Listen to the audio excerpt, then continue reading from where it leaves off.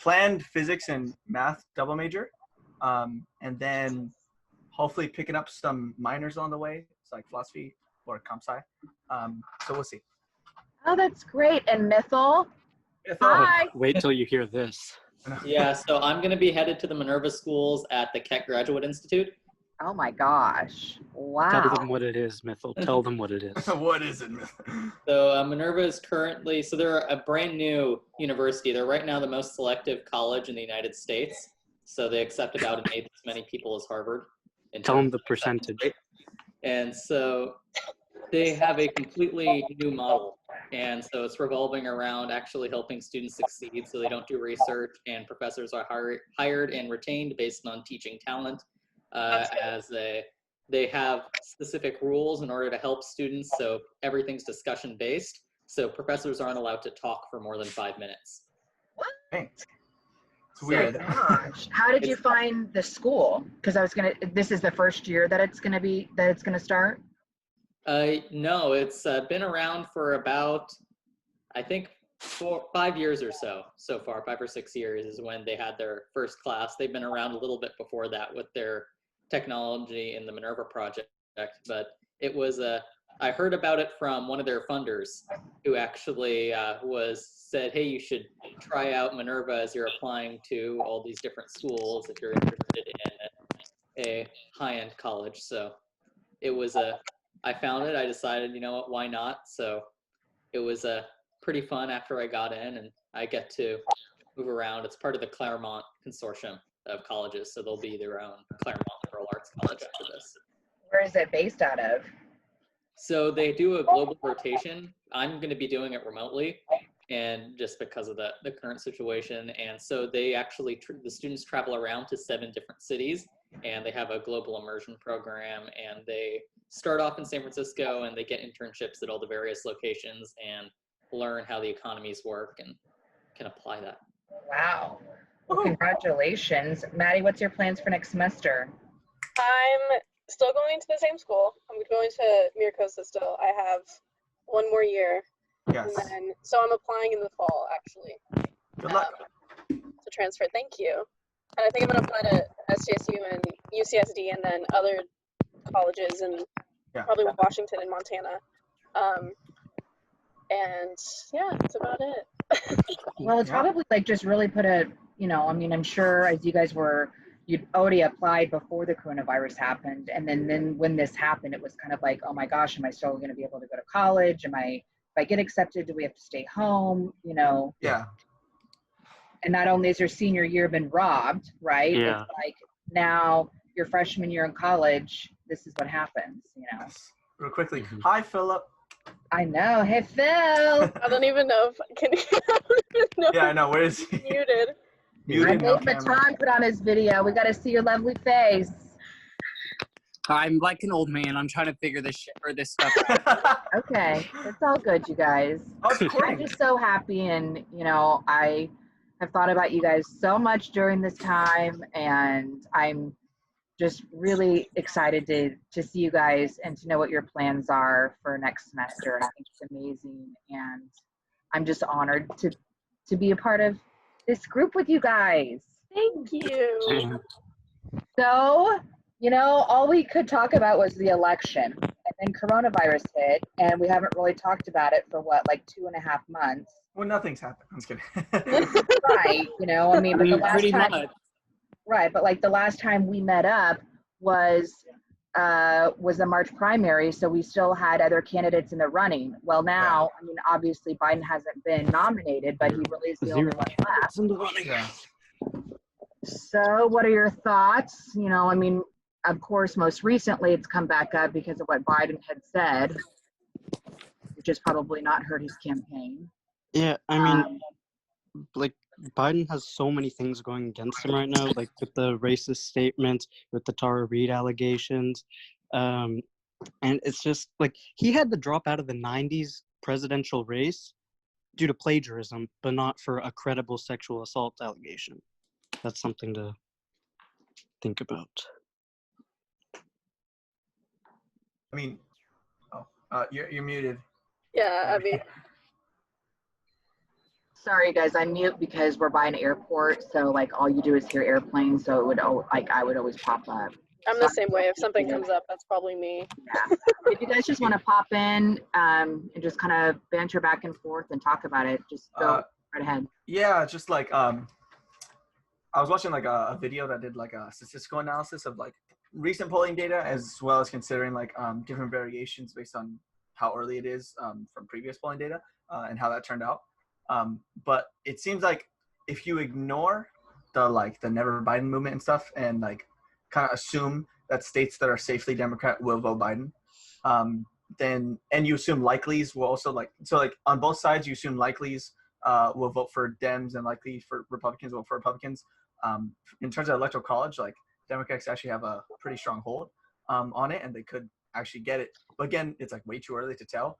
And at the same time, it's like if we look at 2016, it said the same thing, but then we know what happened then. So like again, too early to tell. But it's interesting to see like just how much of a lead is hypothetically there, and yeah. I mean, I don't like the sexual assault allegations as much as anybody else does, but if we're gonna talk about electability with sexual assault allegations, unfortunately, I don't really think it can mean as much as we saw with Trump, because Trump had, I don't even remember how many, it was in the teens, I believe. Yeah, I think it was like 19. Allegations like of 19, running. yeah. So personally, I don't think that if we're comparing it to Trump running in 2016, I really don't see how an allegation can affect Biden as much if we're going to talk about whether it will depend on him being elected or not. Unfortunately, I'm not saying it's right or anything. I think it should totally be a big deal, and I think it should matter. But I think just objectively looking at it and still looking at polling, I don't really think it's done that much to dampen his campaign. That's fair. So what about what he most recently said about Black people? if you vote ain't for Trump, you ain't black? Yeah, that was so fucked up. Like, does he think he's the king of the black people or something? Like, what is this shit? Hey, calm down, Matan. Like, Sorry. in my opinion, the whole, like, honestly, like, that comment is so true with Biden, because he got hyped up so much about, like, how much influence he had in black communities, especially, like, in the South and stuff, that that statement honestly did not surprise me by any means. It was just, listen, I'm so pissed off at freaking Trump. Sorry, I need to put a shirt on. Yeah. I'm so pissed off at freaking Trump and Biden in the current situation. Like, Yeah.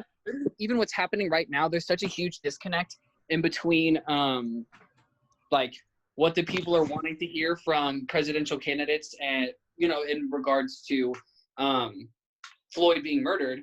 Like, I haven't seen Trump or Biden, like, reach out.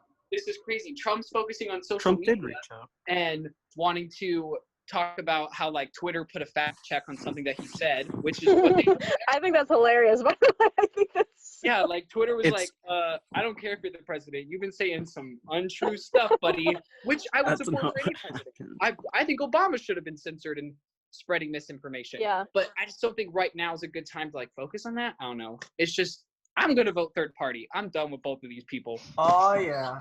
I'm voting Democrat solely based on the court situation. I mean, it's not really about it's mostly not even about the candidate themselves. It's mostly policy in the court situation. Really much. Because, I mean, realistically, like, the people that are nominated, the courts are supposed to be unbiased and whatever, but the people that are nominated by the presidents are obviously, they have some bias because the president nominates them for that reason. I mean, that's just Obama did that too. Just We'll never have another room. Yeah. It's a president. It's a president's have that. Yeah. Oh, Mitchell, what about you? Because you had originally been a Bloomberg supporter, and now that he's out of the race, where do you stand with the election? I'm just curious about how this entire thing will play out. I mean, everybody can recognize that Trump's handling of the current situation has been fairly poor. I mean, by simple statistical analysis about what would have happened. So I'm curious who was affected there and whether or not that'll change their perspective on voting. I'm not quite sure I might maintain my current position, and I'm just curious to see how this whole thing will play out from a country scale. I'm pretty certain that Trump will probably get reelected. I think that's probably what's going to happen. I mean, just given what's happening, and it'll be very interesting to see his behavior and how that might change now that there are basically no holds barred. So there is nothing that's actually preventing him from doing any more extreme policy maneuvers. So that's something that might be interesting to see play out, and hopefully nothing catastrophic happens. Well, because I think, when the economy was doing really good, a lot of people thought, well, Trump will be reelected because the economy is doing really good.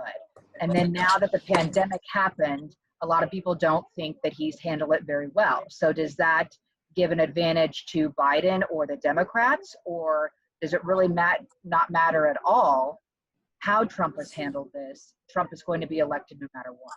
I think looking at his base and what his base believes and how much they do believe in Trump, really regardless of anything that he does, frankly, I really don't think that in his base alone that his handling of the pandemic will affect anything, because most of his base thinks that he has handled it in a reasonable way. So maybe for some moderates it might, but I don't know if it will really have that much of an effect, unfortunately.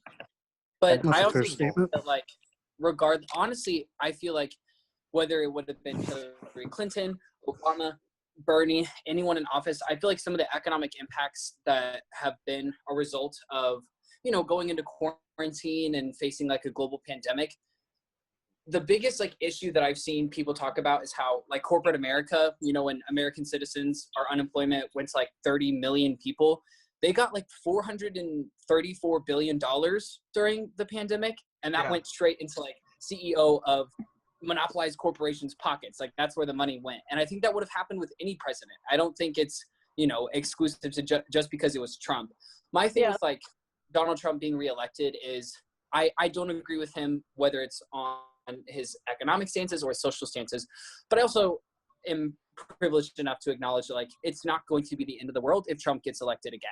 I don't think a single individual in office, at least not in American politics, really has the power to just completely fuck everything up or make everything perfect and better again.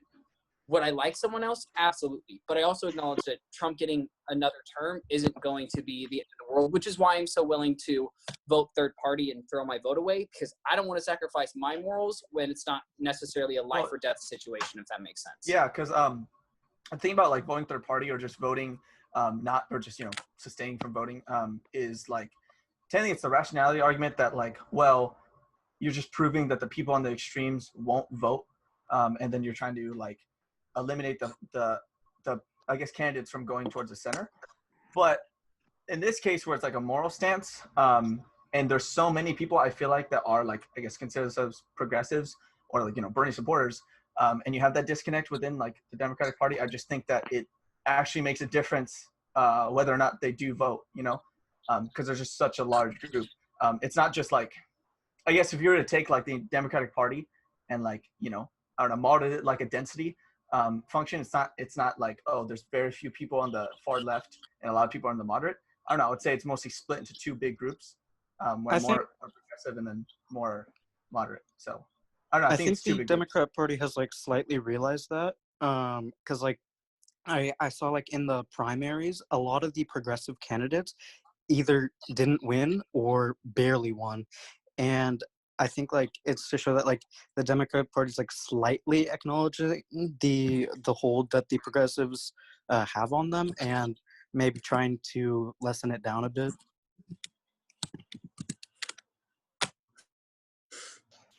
Yeah, I think Bad's got a plane flying.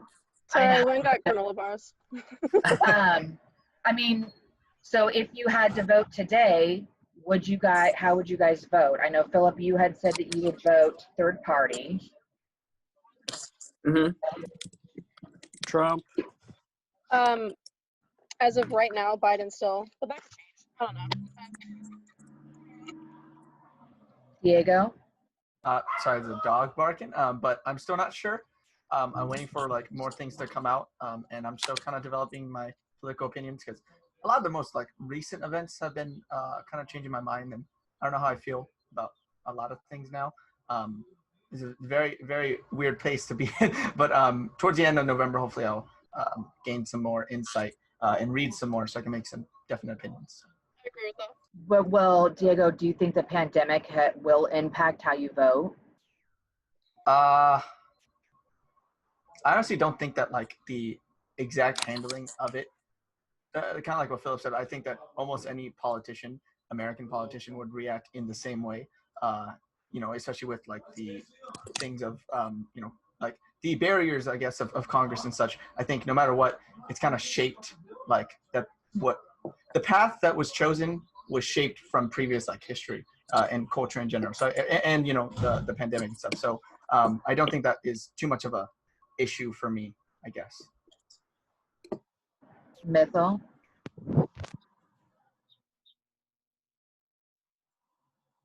I'm curious if the quarantines will help with in terms of how people are actually going to go out and vote. So if the quarantines remain until November, in general, I'm thinking Trump supporters would probably be the types of people that wouldn't really care about the quarantine or the pandemic, and they're gonna go out anyway to prove their point. And then probably most Democrats who are very worried or want to abide by state or local guidelines for types of pandemic will not vote. So there might be a significant gap in the voting population about who's actually wanting to vote in a certain direction. I mean, in general, more educated voters tend to lean slightly more Democratic. So with that being the case, if those voters will choose to stay inside and not vote, will be a curious test.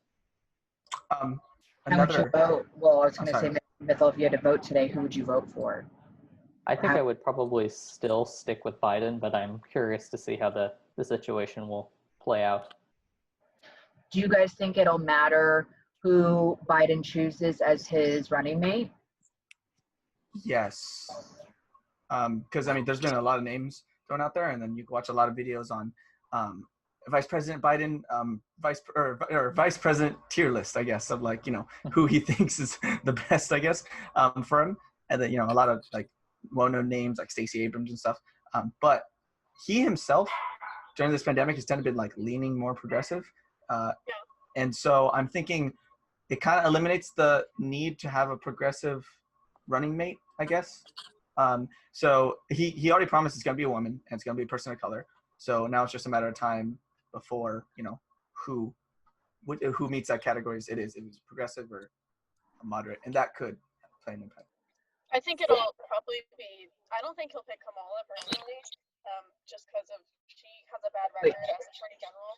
Oh, wait, what did you say, Madeline? Sorry, I couldn't hear you very well. I said I don't think that he'll pick Kamala personally because of her record as Attorney General and such. And like I said, I think before he even announced he was running, sorry, there's like a crow.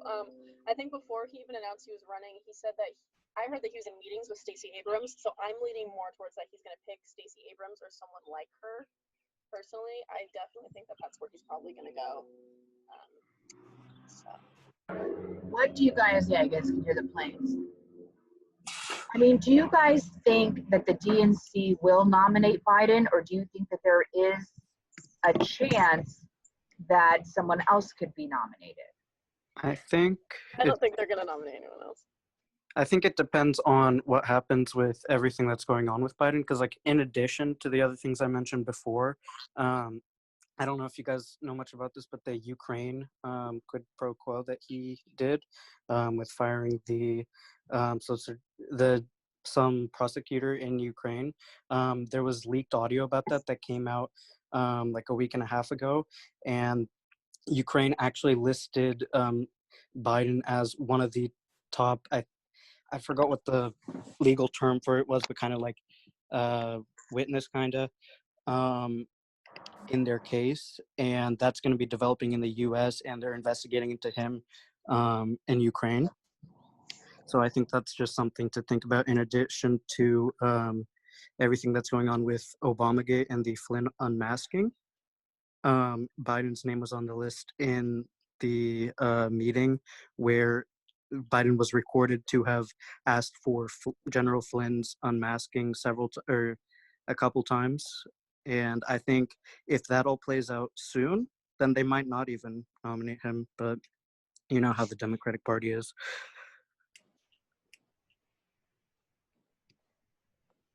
I don't have anything to say about that. Yeah, I had no comment. I mean, whatever. It's all documents. You guys can look into it. I'm not gonna force anything here. I personally, I don't see them nominating anyone else solely based on the fact that there's not enough time for another candidate to pick up as much. Yeah, and Team as he no, has this late in the game, it's May, and the elections in June, and especially if we're in the middle of a pandemic, another candidate can't come in and do Yeah. rallies and such, and you know what I mean? There's just no way. Yeah, exactly. You can't pick up as much steam, in Exactly. person. And I As- honestly, like with all these scandals and stuff, I always go back to the fact that Trump had plenty of scandals when he was running too, and he got elected. So at this point, for me, I really don't think to the American people scandals matter that much. Mhm. And even Hillary had her scandals, and she still won the popular vote by like the largest margin ever. So I don't think it really matters that much, honestly. So, but we shall see. Yeah, the I feel like we're nominee. quieter. Oh, no, sorry, Mythil, go. Yeah, Stacey Abrams is an interesting case. I'm kind of interested in how she actually became, or she just wanted to be VP, but there's like nothing backing up her possible candidacy or ability to be vice president whatsoever. Yeah, She I was don't like Stacey Abrams. No, I don't she's get it she's- either. I don't know she's where. far I'll too go arrogant. rounds with that bitch. She ran for governor in Against George Kemp in Georgia, right? yeah. lost. By like 60,000 votes, but it might Yeah. be voter suppression. But Yeah. mainly it's so Biden kind of picked, I guess, kind of dug his own grave, by having pretty strict Guidelines. And you just, so he automatically said it's gonna be a woman, that's fine. But then he said there's gonna be a person of color, and then Did it was you say like that? it has to be younger just than to clarify?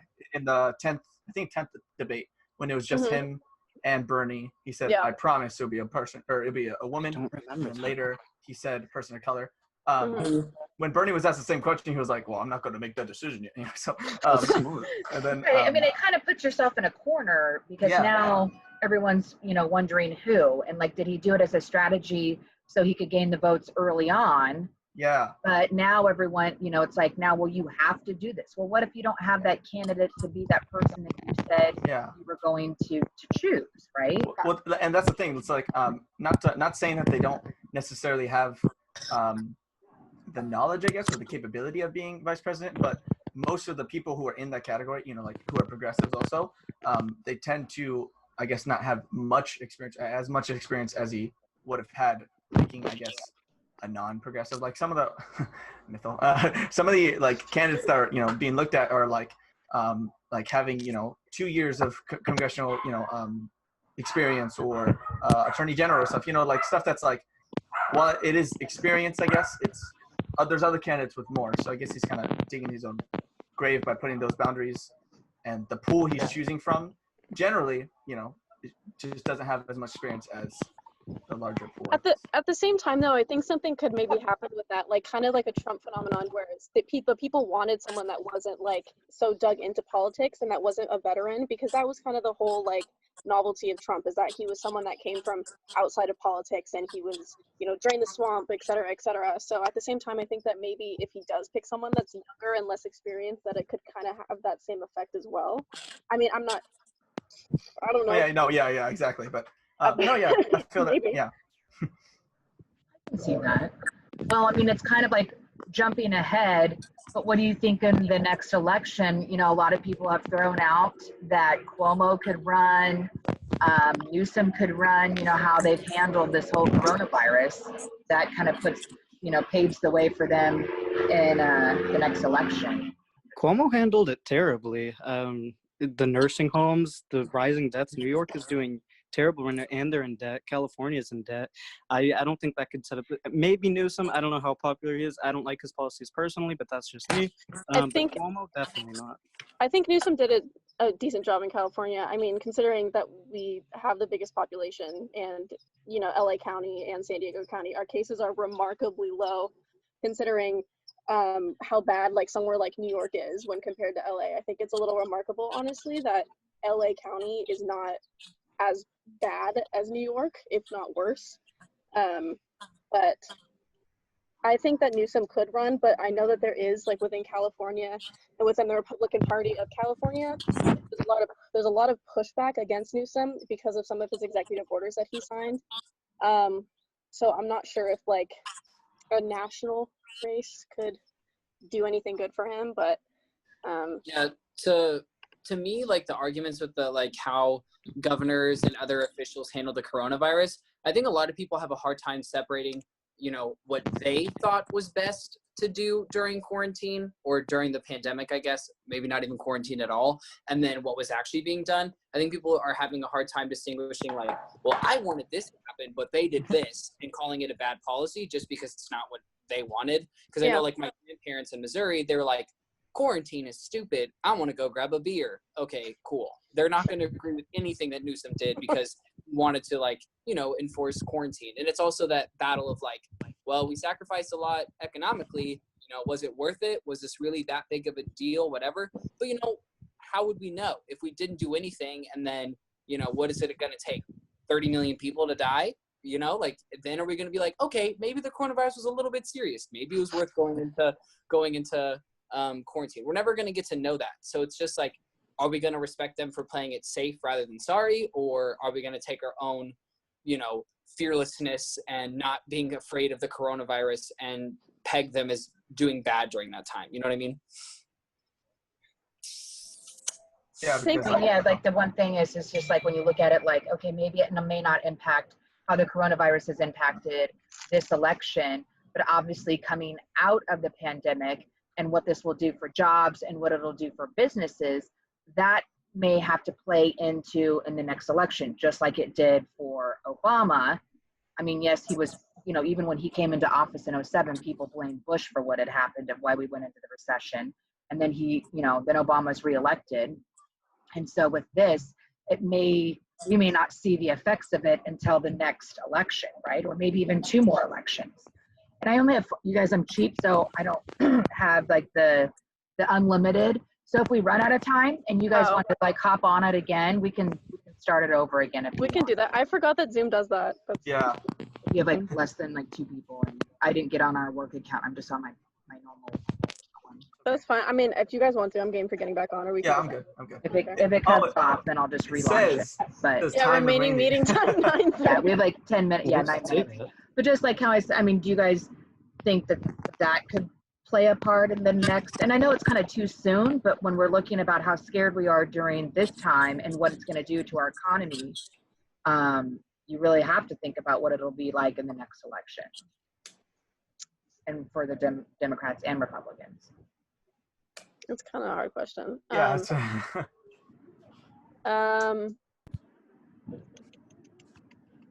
I don't know. I guess it's like, let's just like focus on now, right, and see. I think it could go either way because there's a lot of people that think that what we're doing with the pandemic is right and that aren't really concerned about the economy, and then there's a whole other side of people that are really only concerned about the economy, getting jobs back in. And usually I think like Mithil said earlier, or maybe I don't know if it was Diego, but Democrats tend to lean on the side where they want to stay home, and you know what I mean. And then where Republicans are the ones that are worried about the economy and that want to go out, get the economy back started. So I mean, I don't know. I mean, it could really go either way, I guess.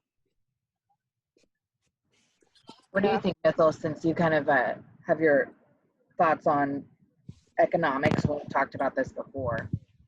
Well, I'm not an economist, but it's No, but like you have some insightful things to say when we're talking about the economy. I think the casualties of COVID-19 in terms of the businesses that have all gone under and what this is actually going to mean for things like the hospitality industry and restaurants and things like that, which already operate in high capital intensive and low margin businesses, is probably going to be a telling sign as to whether they rebound or whether people will continue to remain more fearful. And so now that we have this second wave, and I think it's very interesting, is that this wasn't really all that logical of a time to open up. It was basically everybody was weighing whether or not, are the businesses going under worth the amount of lives or the quarantine at this point? And it was weighing the logical aspects of those two, and putting those together is why some of the counties and some of the states are opening up at this point.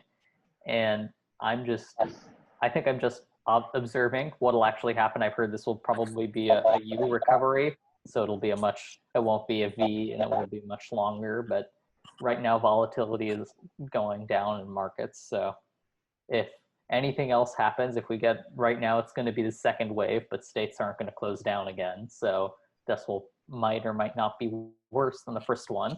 So it will definitely be interesting to see how people react to it. I'm not quite sure if there will be as much of a backlash or as much of a negative effect, but the biggest problem is going to be that there's going to have to be an influx of capital to revive some of these industries like hospitality, where so many people work. So a lot of restaurants and a lot of hotels, travel in general, people are going to be much more wary of, and people are going to be on tighter budgets. So unless there are people coming out with it needs to be like government massive loans or forgivable loans.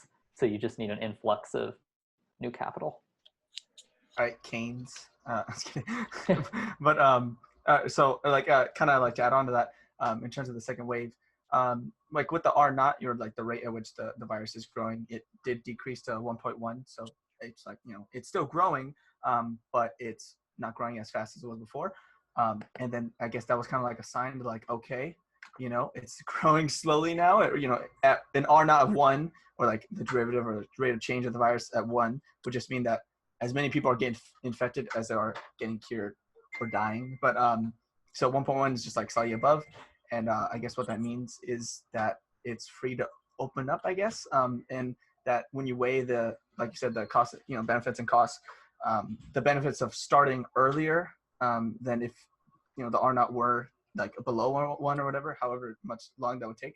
The benefits of starting now and opening up now, I guess, outweigh the costs of the virus maybe hightailing it back. So I don't know if that was the right decision, but I'm excited to get a haircut. Excited to get a haircut. Well, and I was going to ask, kind of just when we're talking about jobs, I know a lot of you guys did have jobs. Did you guys lose your job, or do you have to work from home, or did your parents or your family members, anyone lose their jobs? I wish I lost my job, because like my job started scheduling me like once a month now. So like I can't like file for unemployment, which is like Really? 600, like 600, 700 like a week, I think. And that's like hella pay, but I'm getting like $30-$60 a month now. And I don't know. That's just my minimum wage job experience. Yeah, a lot of people have said that they're making more money on unemployment. We were furloughed here at our station, and we could file for unemployment for that week of furlough, and then on top of it, you get the $600 from the Fed. So we're like, actually, some of us can make more money on that. I think it's sad that some people that are working minimum wage jobs are getting paid more off unemployment than they are when they're actually working. I think that it's a little shocking to me. I think that's like a telltale sign of maybe that minimum wage isn't enough for people to like sustain themselves on.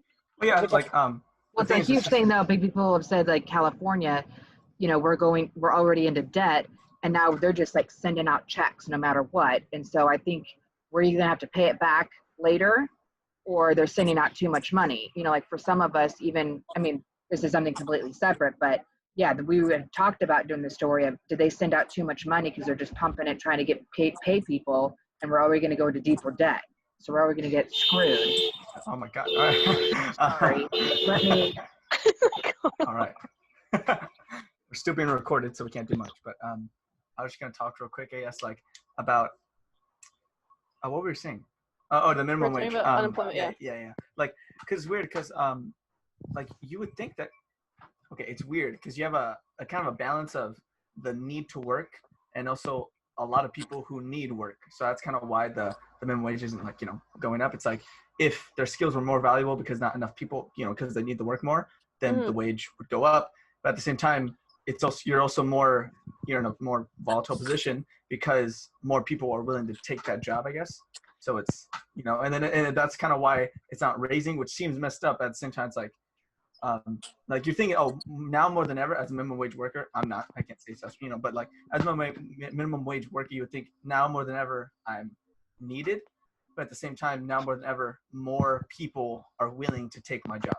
So I think that balance is kind of why people aren't getting high wages, and also financial constraints. But for me with the like job loss and everything, so my aunt is an attorney. She's a family attorney, you know, like divorce settlements and stuff, child custody. Wait, really fast. Um, This ends in 2 minutes. Are we gonna hop back on a different one? Yeah, so Philip, sorry, don't mean to cut you off. Let me stop it and then I'll relaunch it, okay, you guys? Okay, sounds good. Okay. Thanks. Sorry, guys. How do I leave? I forgot. I don't know how to